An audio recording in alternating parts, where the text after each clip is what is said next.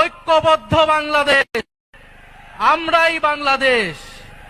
প্রিয় সংগ্রামী বন্ধুগণ, দুই একটা কথা বলতে হয়। আমরা শুনছি বিভিন্ন কার্ড দেওয়া হবে, ফ্যামিলি কার্ড দেওয়া হবে, কৃষক কার্ড দেওয়া হবে। আমরা চাই কার্ড দেওয়া হোক, জনগণ সুবিধা পাক, কিন্তু এই কার্ড জনগণ পর্যন্ত পৌঁছাবে তো? 2000 টাকার কার্ড নিতে 1000 টাকা ঘুষ দেওয়া লাগবে না তো? তাহলে ঘুষ, চাঁদাবাজি সেটা যদি আমরা নির্মূল না করতে পারি, এই সকল সুযোগ সুবিধা কি জনগণের কাছ পর্যন্ত পৌঁছাবে? একদিকে বলা হচ্ছে কার্ড দিবে, আরেকদিকে ঋণ খেলাপিদেরকে সংসদে নিয়ে যাওয়ার চেষ্টা করা হচ্ছে, নির্বাচন কমিশনকে ব্যবহার করা হচ্ছে, আদালতকে চাপ প্রয়োগ করা হচ্ছে। ফলে এ কেমন দ্বিচারিতা? যদি প্রকৃতপক্ষেই জনগণকে সুবিধা দেওয়ার নিয়ত থাকে, তাহলে কেউ ঋণ খেলাপিকে নমিনেশন দিতে পারে না।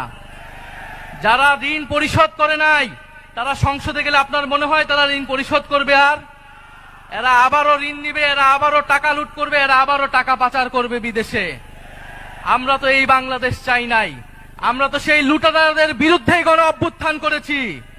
পরে নতুন কোন লুটেরাদের আমরা ক্ষমতায় যেতে দেব না, বাংলাদেশের জনগণ তাদেরকে ক্ষমতায় যেতে দেবে না।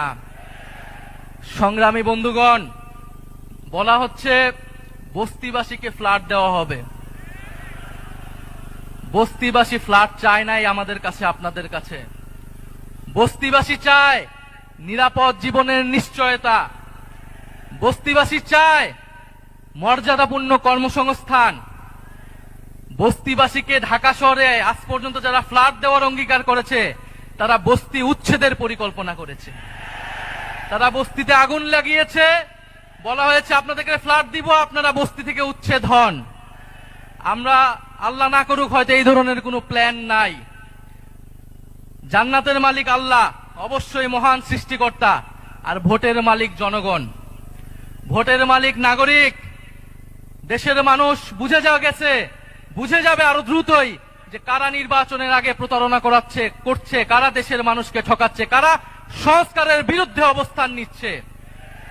প্রিয় সংগ্রামী বন্ধুগণ, 12ই ফেব্রুয়ারি 10 দলীয় নির্বাচনী ঐক্যের সমর্থিত যার প্রার্থী রয়েছেন, যার যেখানে মার্কা রয়েছে, এই ঢাকা 15 আসনে দাঁড়িপাল্লা, অন্যান্য আসনে শাপলাকলি, রিক্সা সহ 10 দলীয় জোটের যেই মার্কাগুলো রয়েছে, আপনারা তাদেরকে জয়ী করবেন, তাদের সাথে থাকবেন।